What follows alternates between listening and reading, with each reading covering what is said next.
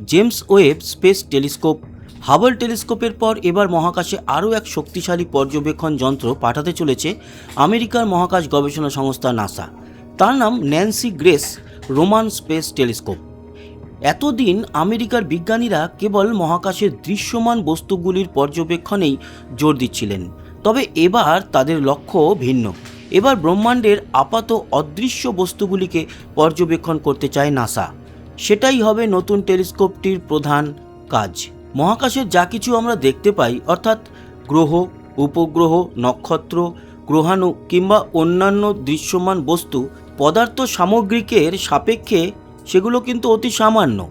ব্রহ্মাণ্ডে দেখা যায় কেবল 5%, বাকি 95% জুড়েই রয়েছে ডার্ক এনার্জি এবং ডার্ক ম্যাটার, যা মহাবিশ্বের বৃহত্তম রহস্য।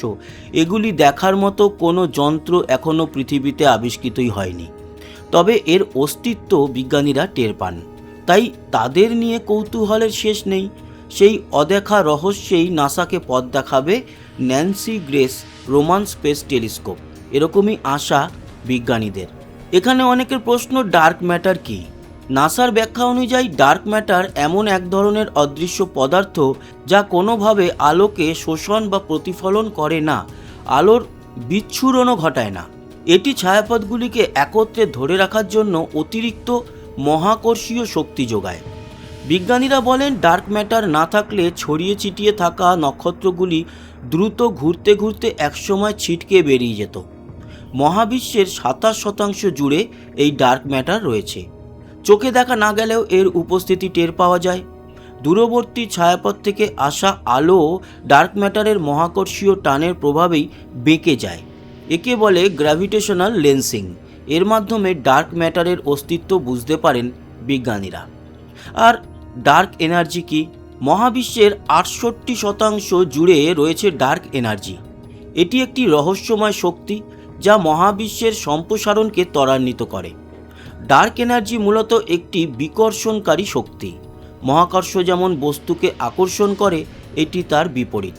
বিজ্ঞানীদের ধারণা, ডার্ক এনার্জি আসলে ব্রহ্মাণ্ডের শূন্যস্থানকেই বিকর্ষণ করে, ফলে মহাবিশ্ব আরও প্রসারিত হতে থাকে।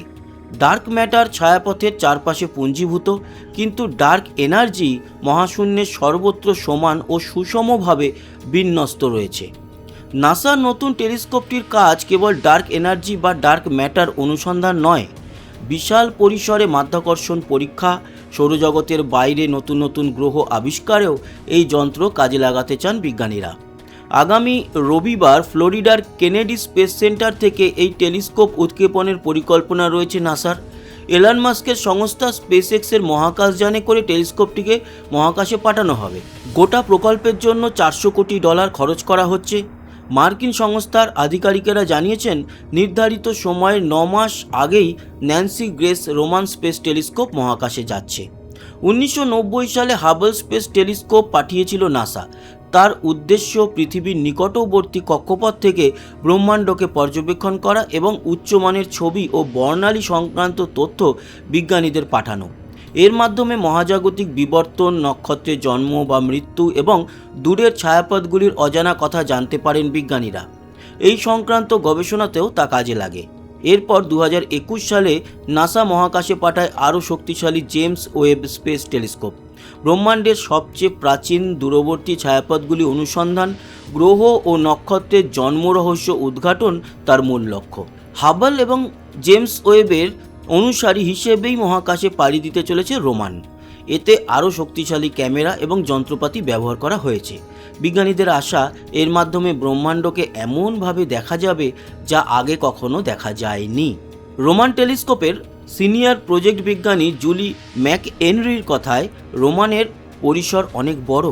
এর মাধ্যমে আমরা অদ্ভুত, বিরল এবং অস্বাভাবিক বিষয়গুলি খুঁজে পাব। এটি সেই সুযোগ আমাদের করে দেবে।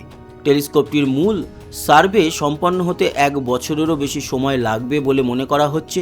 বিজ্ঞানীরা জানিয়েছেন, 200 কোটিরও বেশি ছায়াপথ নিয়ে সার্ভে চালাবে রোমান টেলিস্কোপ। এর মাধ্যমে নক্ষত্র বা ছায়াপথ কিভাবে গড়ে উঠেছে, কিভাবে বিবর্তিত হয়েছে জানা যাবে।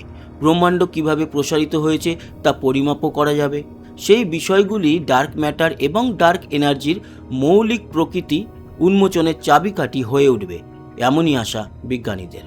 বন্ধুরা, ছিল মহাকাশ গবেষণা একটা অন্যরকম খবর। কেমন লাগলো জানাতে ভুলবেন না। সঙ্গে থাকবেন, আমাদের সাবস্ক্রাইব করে লাইক শেয়ার করবেন, কমেন্ট বক্সে আপনার গুরুত্বপূর্ণ মতামত জানাবেন। আসি, আবার দেখা হবে। সবাই ভালো থাকবেন, সুস্থ থাকবেন, টাটা।